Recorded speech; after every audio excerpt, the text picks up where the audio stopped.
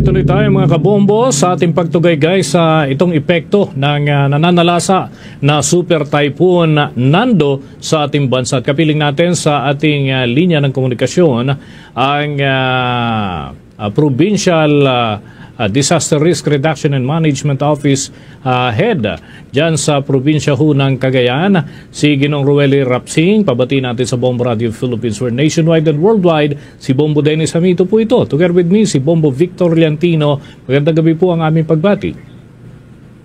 Magandang gabi sa inyo, Sir Dennis, Sir Victor, at lahat ng taga-tanggilik po ng inyong programa po. Marami ho ang nag-aalala kaugnay sa kalagayan ho ninyo sapagkat isang super typhoon na naman ho ang bumibisita dyan ho sa inyong lugar. Kumusta na ho kayo at yung ating mga kababayan ho dyan? Lalo't nag-landfall kanina doon sa may area ho ng Kalayan, dyan pa rin sa probinsya ng Cagayan. Yes po, kaninang umaga nga po, naramdaman ng northeastern portion po ng aming probinsya ang lakas na itong si Super Typhoon Nando.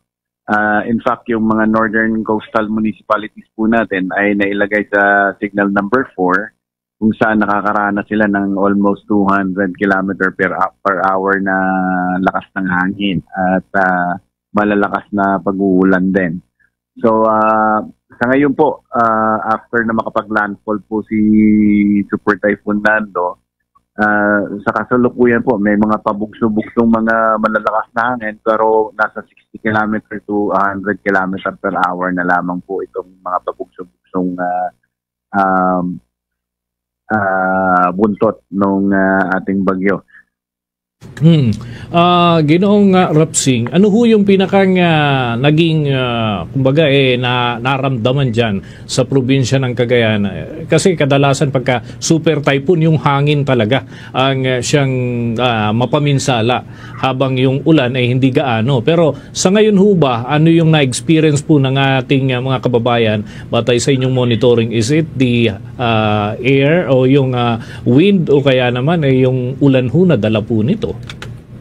Dalawa po, malakas na hangin at malakas na ulan po. In fact, sa torrential rain na ibinuhos po nitong si Super Typhoon Nando, bagamat pala lumalayo na siya sa amin, ang aming concern naman ngayon ay ang pagtaas ng Cagayan River dahil lahat po ng ipinagsak niya sa Region 2 at sa Caraballo Mountain Range ng Cordillera and Apayao, sa amin po lahat bagsak nung katubigan na yun. Kaya kami sasalunon at lumalaki na nga rin po, nag-swell na rin yung ating Cagayan River from 4.1 meters. Ngayon po ay nasa 5.4 na meters ang water gauge po natin sa Punton Bridge.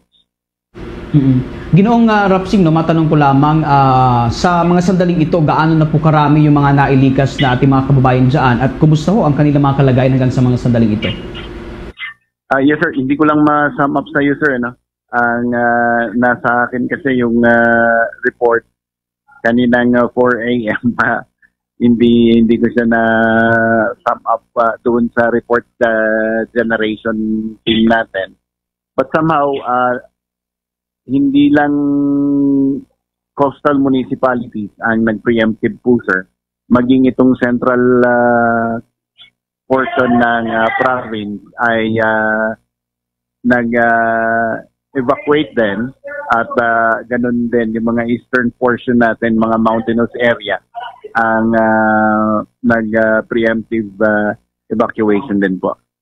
Dahil ho madalas ay tinatamaan ng bagyo itong northern o kaya naman extreme northern Luzon, baka meron ho kayong apela sa national government. Go ahead po. Sa mga national agencies po natin, nagpapasalamat po kami sa concern na ginawa po ng ating DILG agency, department po ng DILG, sa kanilang kagyat na pagpapalabas ng urgent advisory para dun sa threat ng storm surge at pinundan po ito ng Office of Civil Defense din na itaas ang alert level po natin sa red alert status at nakapaghahanda po ang ating mga northern coastal municipalities. Sa mga sandaling ito po, kumustahin na lamang po namin, no? Data lang doon sa mga isolated area dyan po sa Cagayan. When you say isolated area, sir, maraming isolated area. Like for example, dito sa Gataran po, merong mga facing Pacific area. And the same with Peña Blanca, meron ding communities facing the Pacific po. Somehow yung mga communities po natin doon sa Bolos Point, lahat po yun ay mga na-evacuate din po. Okay, with that, maraming salamat po Ginoong Rapsing sa mga update po na ito at siguro from time to time kami makikipag-ugnayan muli para sa mga development at kung may mga figures po na nababago pa dyan po sa hawak po ninyong report sa ngayon. Maraming salamat. Maraming salamat po sa inyo at sa inyong mga taga-subaybay po.